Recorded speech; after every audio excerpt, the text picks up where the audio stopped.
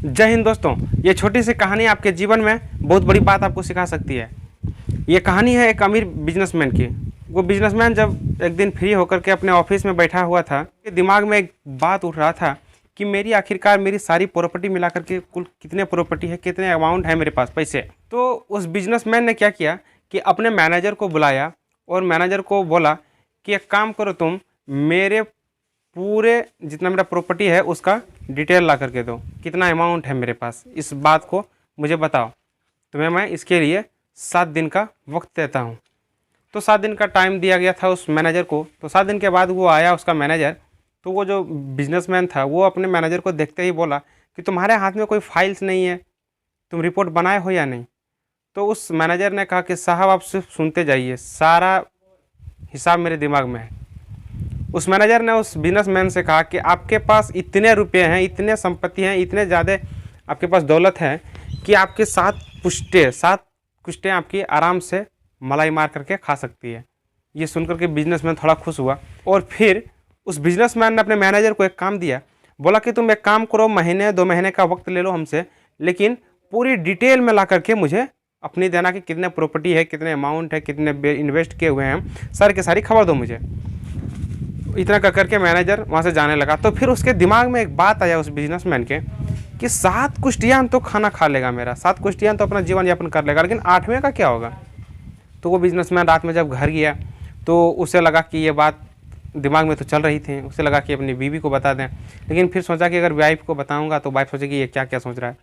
तो वो काफ़ी परेशान रह रहा था इस कन्फ्यूजन के कारण, इस सवाल के कारण। तो एक बार क्या हुआ, एक दिन कि उस शहर में एक बाबा जी प्रवचन सुनाने के लिए आए हुए थे। तो उस बिजनेसमैन को लगा कि बाबा जी के पास चलते हैं, कुछ सुनेंगे तो शांति मिलेगा दिमाग को। तो वो बिजनेसमैन उस बाबा जी के आश्रम में गए, प्रवचन सुना। जब प्रवचन ख़त्म हो गया, शाम का टाइम था, तो वो बिजनेसमैन उसके पैरों के पास जाकर के बैठा और बोला कि बाबा आपको जो चाहिए दूंगा, जितनी दक्षिणा चाहिए दूंगा, लेकिन मेरे एक सवाल का जवाब दे दीजिए। तो उसने ये सवाल उसके पास रखा बाबा के पास कि मेरी 7 कुश्तियान तो कट जाएगी, लेकिन 8वें का क्या होगा।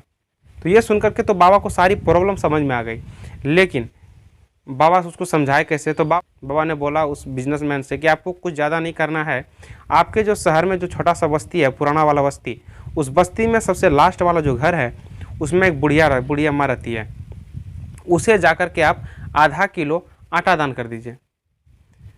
तो वो शाम का समय था, तो वो बिजनेसमैन अपने नौकर को, मैनेजर को कॉल किया कि 1 कुंटल बोरा, 1 बोरा गाड़ी में भर करके पुराने बस्ती के लास्ट झोपड़ी के पास लेकर के आओ। उधर से उसका नौकर पहुंचा, यानी मैनेजर, और इधर से ये मालिक पहुंचा, सेठ जी जो बिजनेसमैन था। और दरवाज़ा ठकठकाया तो उधर से बूढ़ी अम्मा निकली बाहर। जैसे बूढ़ी अम्मा बाहर निकली, उस बिजनेसमैन ने उसके पैर पकड़ लिए। अब बोले कि अम्मा मैं तो बहुत सारा दान धर्म करता हूँ, लेकिन मुझे पता नहीं था कि आप यहाँ अकेले रहते हैं। मतलब कि वो अपना लंबा लंबा फेंकने लगे। तो उसका मैनेजर आया उधर से आटा लेकर के। तो वो बिजनेसमैन बोलने लगा उस बूढ़ी अम्मा से कि अम्मा जी ये 1 कुंटल आटा है आपके लिए, कृपया करके इसे स्वीकार करें। तो बूढ़ी अम्मा ने कहा कि नहीं बेटा, आज का जुगाड़ तो मेरा हो गया, मैं इसे नहीं ले सकती। तो उस बिजनेसमैन ने काफ़ी घटाते घटाते कम करते करते बोला कम से कम 1 किलो तो आप ले ही लीजिए। तो उस पर भी उस बूढ़ी अम्मा ने मना कर दिया, बोला कि बेटा मैं नहीं ले सकती हूँ, आज का मेरा उपाय हो चुका है, ऊपर वाले ने कर दिया। तो अंत में उस बिजनेसमैन ने उस बूढ़ी अम्मा के पैर पकड़ लिया और बोले कि आपको आधा किलो तो लेना ही पड़ेगा, क्योंकि उसको तो चाबी मिल गया था कि 8वें पीढ़ी को कैसे खुश किया जाए। तो फिर भी अम्मा जी ने, उस बिजनेसमैन ने अम्मा जी से कहा कि अम्मा जी कम से कम आधा किलो ले लो, आपका कल का इंतजाम हो जाएगा। तो बूढ़ी अम्मा ने कहा आज का तो हो गया इंतजाम, कल की चिंता क्यों करें हम, कल की चिंता कल देखा जाएगा, आज का तो ऊपर वाले ने कर दिया।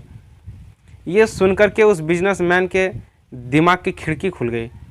उसे लगा कि इसीलिए मुझे उस बाबा जी ने इस बूढ़ी अम्मा के पास भेजा। कहानी तो यहाँ ख़त्म होती है, लेकिन ये छोटी सी कहानी आपको बताती है कि आप आज में खुश रहिए, कल की चिंता क्यों करें। बहुत सारे लोग होते हैं कि कल के बारे में सोच करके कि कल क्या होगा, कल के बारे में सोच करके सारे के सारे लोग अपने आज के दिनों में दुखी रहा करते हैं।